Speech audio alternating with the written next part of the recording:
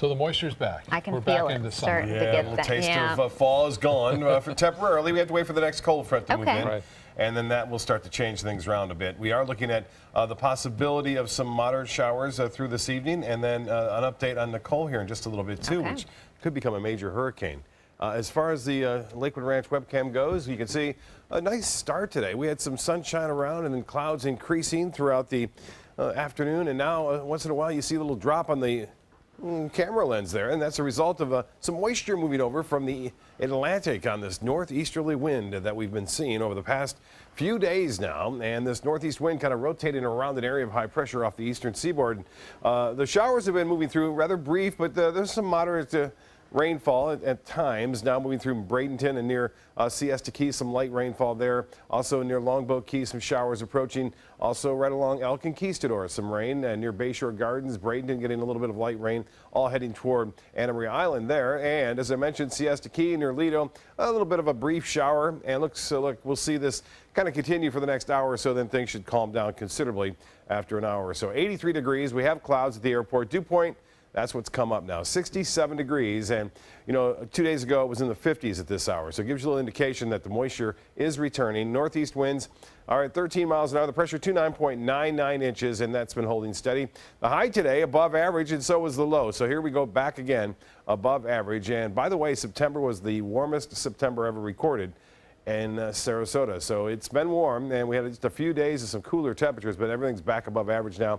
2.52 inches of rain, that too running above average for this month. 75 in Jacksonville, 79 in Orlando. It's 82 in Miami, and temperatures have cooled into the low to mid 70s with a little bit more shower activity inland areas, and they're getting that east coast breeze that's made it all the way through and cooling things down there. The Gulf of Mexico temperature now still at 80 degrees. Well, the forecast tomorrow, we'll start off with some sunshine, temperatures in the low 70s. We'll start to see that increase in cloudiness in the afternoon.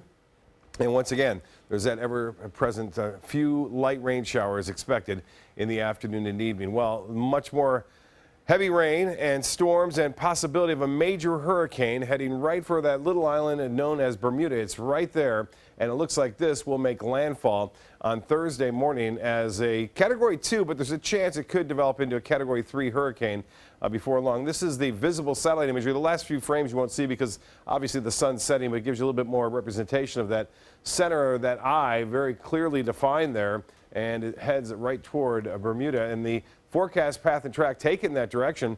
It's moving to the north at 10, expected to bend off to the northeast, and this indicating that it will be a Category 3 hurricane, so it could be a major hurricane just before landfall with winds up to, say, 115 to 120 miles an hour, and then entering off into the North Atlantic. Kind of scary to think about it. Two major hurricanes in the month of October, when typically it happens in August and September. So a late little charge here of our 2016 hurricane season. And I just checked 3 long-range forecast models, and all 3 are hinting at something developing down here once again in about 2 weeks from now, say 10 to 12 days. And we'll have to watch it because look at the water temperature still here, 89 degrees, 87 just to the west of that. You know, where Matthew went through, it cooled at about 4 to 5 degrees, and this is not going to cool down anytime soon because I don't see any strong cold fronts expected to move down into the Caribbean anytime soon. So that is a big player. We'll watch it. It's not to say that it's going to happen, but we'll watch it very closely.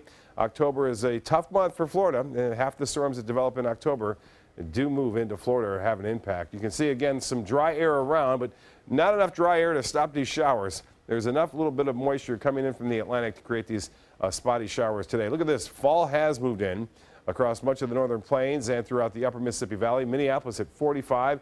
Kansas City, nice, 54. But look at Dallas. Yeah, the heat goes on there. New Orleans at 87 degrees. Washington at 67. For boaters, seas will be 2 to 4 feet. Now, this will be similar again on Friday. Moderate chop on bays and inland waters. Those northeast winds at 10 to 15 knots. There's a small craft advisory if you travel off the coast more than 20 miles, off to 60 miles offshore. The beach forecast, look for the clouds in the afternoon, some sunshine in the morning. Water temperature, there it is, 80 degrees, taken at the north end, or I should say the west end of the Venice Pier. High tide at 11:09 tonight. Low tide will be at 5:31, and sunset at 7:04. Tonight, partly cloudy after the showers move out here in the next hour or so. It will be breezy and 70 for a low. Tomorrow, again, a few sprinkles, a few spotty showers in the afternoon. A high of 87 above average. The extended forecast calling for above average temperatures to stick around through the weekend. And you'll notice, as you did today, the humidity values will be a little bit higher. So fall was nice, wasn't it?